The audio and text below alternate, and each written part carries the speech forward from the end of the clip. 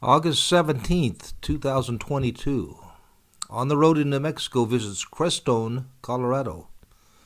Once you hit Alamosa, Colorado, you head directly north on Colorado Highway 17 for about 50 miles, and then you start looking for Crestone on the western slopes of the Sangre de Cristo Mountains to your east.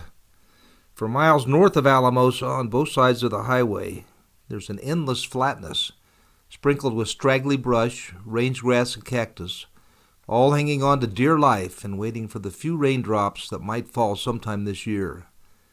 Along your lonely drive, you will be surprised by patches of cultivated land that owe their life to irrigation, some billboards for food and lodging, and a few homesteads of modern pioneers who have pulled a trailer or bus way out in the middle of nowhere to make their final angry stand against the government and totalitarian rules.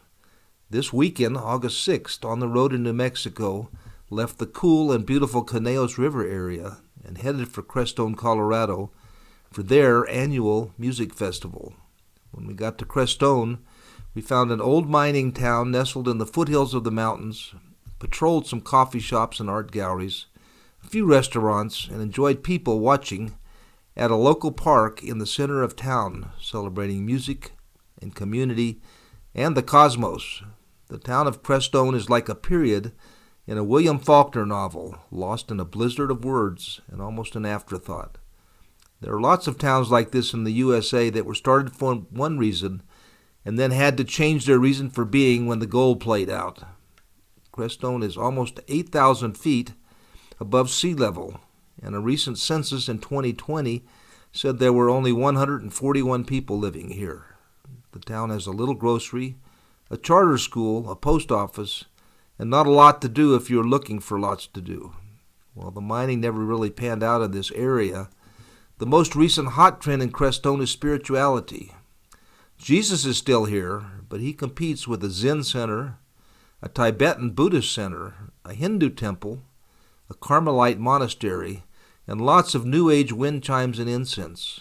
This afternoon, the population of the town has at least tripled, and new visitors are having a good time listening to free entertainment, buying crystals and getting lotions and soaps and food from vendors. As the docent in a local museum told us, this is a big day in Crestone. It is pretty damn quiet here most of the time.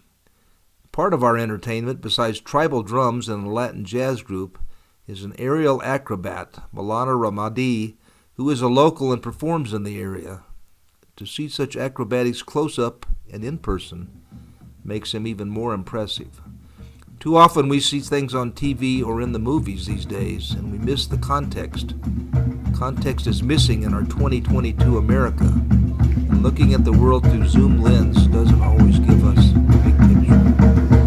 At the end of the afternoon, after being transported back to the 1960s hippie movement, On the Road in New Mexico headed back to the Conejos River, and along the way another spiritual monument, the UFO Watchtower, on Highway 17. Crestone disappeared in our rearview mirrors, and by Monday the little town will shrink back to anonymity and get over its hangover from this weekend influx of tourists, the curious, the spiritual, and the pagan.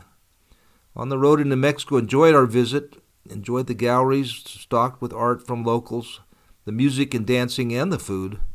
We always recommend going to wherever you have a calling to go, whether it makes sense or not. There's an old saying we like, that wherever you go, there you are. If you aren't having fun, then you only have yourself to blame. Some of our best experiences have been in small places like Crestone. Next year we might be up for another visit. We also believe that giving places time to reveal themselves is always a good travel policy. It takes time and effort to decide whether a person, place, or activity really fits you. Crestone may be only a period in a Faulkner novel, but it is in our YouTube novel perfect just by being itself. Keep traveling and hit our subscription button so you can get periodic updates from On the Road in New Mexico. Leaving home and coming home is usually the best part of any trip, but at On the Road in New Mexico we sure enjoy the middle of our trips too, and encourage everyone to get out of the house and see the world as it reinvents itself every day.